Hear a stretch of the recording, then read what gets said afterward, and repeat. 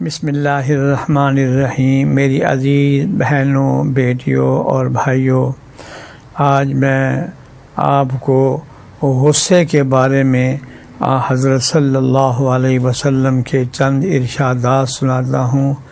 حقیقت یہ ہے کہ غصہ انسان کو بے قابو بھی کرتا ہے، بہت سارے غلط کام بھی ہو جاتے ہیں۔ غصے کی وجہ سے بہت ہی دوسرے کو تکلیف بھی پہنچا دی جاتی ہے۔ قربان جائیں جناب رسول اللہ صلی اللہ علیہ وسلم کے کہ آپ نے فرمایا پہلوان اور طاقتور وہ نہیں جو مد مقابل کو پچھاڑ دے، گرا دے، بلکہ پہلوان اور شاہ زور در حقیقت وہ ہے جو غصے کے وقت اپنے نفس پر قابو رکھے۔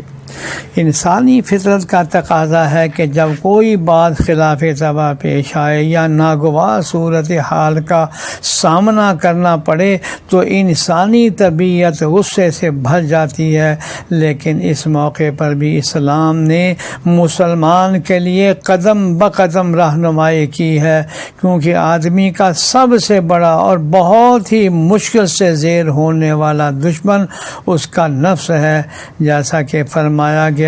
کہ تیرا سخت ترین دشمن خود تیرا نفس ہے۔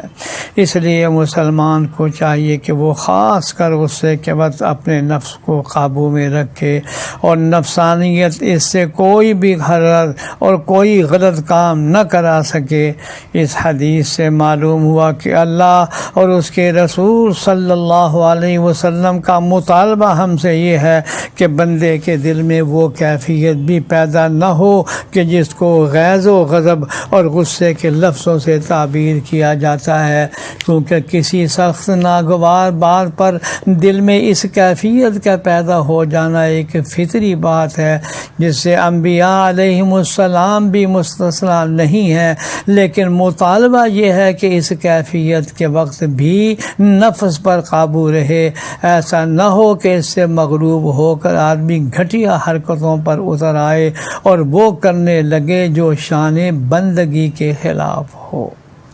جب متعدد مواقع پر غصے کا آ جانا انسانی فطرت میں داخل ہے تو صاحب شریعت نے اس کے برے اثرات سے بچنے کے لیے کچھ علاج بھی تجویز فرمائے ہیں۔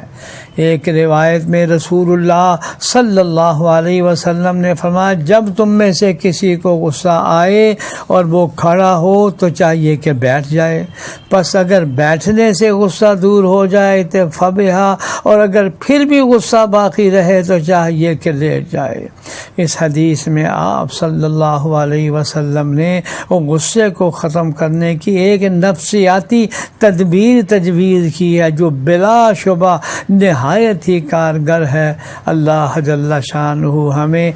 حضرت صلی اللہ علیہ وسلم کے ایک ایک ارشاد پر عمل کرنے کی توفیق عطا فرمائے۔ مجھے قرآن کریم کی ایک آیت یاد آئی، اللہ جل شانہ فرماتے ہیں والکاظمین الغیظ والعافین عن الناس۔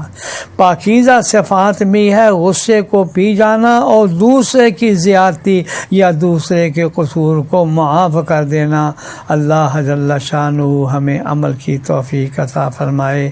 آمین یا رب۔